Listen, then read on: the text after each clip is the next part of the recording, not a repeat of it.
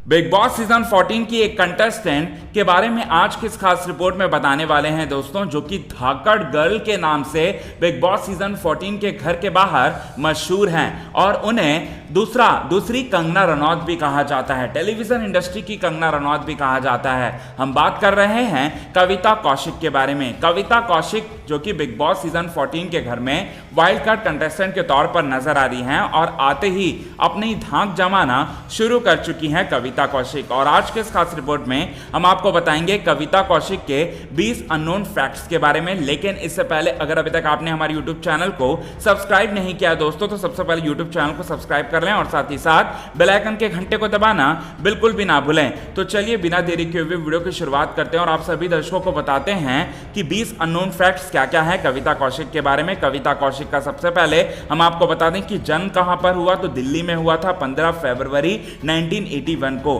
कविता कौशिक के जो पापा हैं वो एक आईपीएस ऑफिसर थे और साथ ही साथ एक पुलिस ऑफिसर भी थे और अपने पिता की तरह ही स्टार्टिंग में ये एक ऑफिसर बनना चाहती थी। और साथ ही साथ जो कि इनका जो सपना है वो रियल लाइफ में तो कभी पूरा नहीं हो पाया, लेकिन रियल लाइफ में जरूर पूरा हो गया एफआईआर के जरिए। और साथ ही साथ स्टार्टिंग में ये एक आईपीएस ऑफिसर बनना चाहती थी और इसी वजह से वो पढ़ाई भी कर रही थी और पढ़ाई में काफ़ी ज़्यादा स्ट्रांग थी।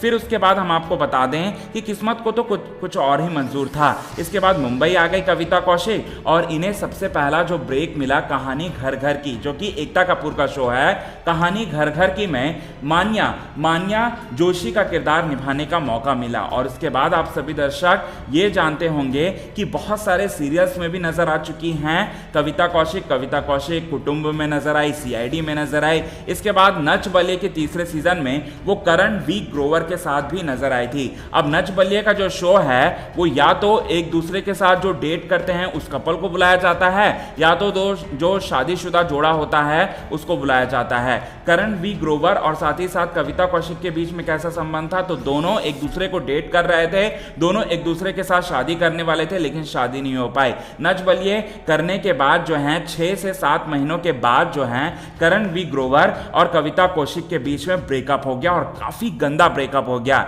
इसके बाद कविता कौशिक के करियर का टर्निंग पॉइंट आया जब सब टीवी पर एक शो का ऑफर आया एफआईआर। जी हां, इस एफआईआर शो में चंद्रमुखी चौटाला की भूमिका को निभाने का मौका मिला कविता कौशिक को और कविता कौशिक इस रोल को निभाकर हर घर की चहेती बन गए। जिस तरह की पर्सनालिटी थी और जिस तरह का किरदार था चंद्रमुखी चौटाला वाला किरदार, उससे ऑडियंस जो है काफी ज्यादा एंजॉय करते थे और साथ ही साथ काफी मस्त लगता था कविता कौशिक को देखकर आईपीएस पुलिस ऑफिसर के किरदार में। और साथ ही साथ सलमान खान भी कविता कौशिक के सबसे बड़े फैन हैं। इन्होंने कई दफा इन्होंने इस बात को कबूला भी है। और हम आपको एक चौंकाने वाली बात बता दें कि दबंग में चुलबुल पांडे का जो किरदार है वो चंद्रमुखी चौटाला के किरदार से ही काफी ज्यादा इंस्पायर्ड है। और साथ ही साथ इसके बाद जो है छोटे पर्दे की कंगना रनौत भी कहते हैं कविता कौशिक को, क्योंकि कविता कौशिक के मन में जो आता है, कविता कौशिक के मन में जो भी कुछ आता है, जो भी थॉट चल रहे होते हैं, वो काफ़ी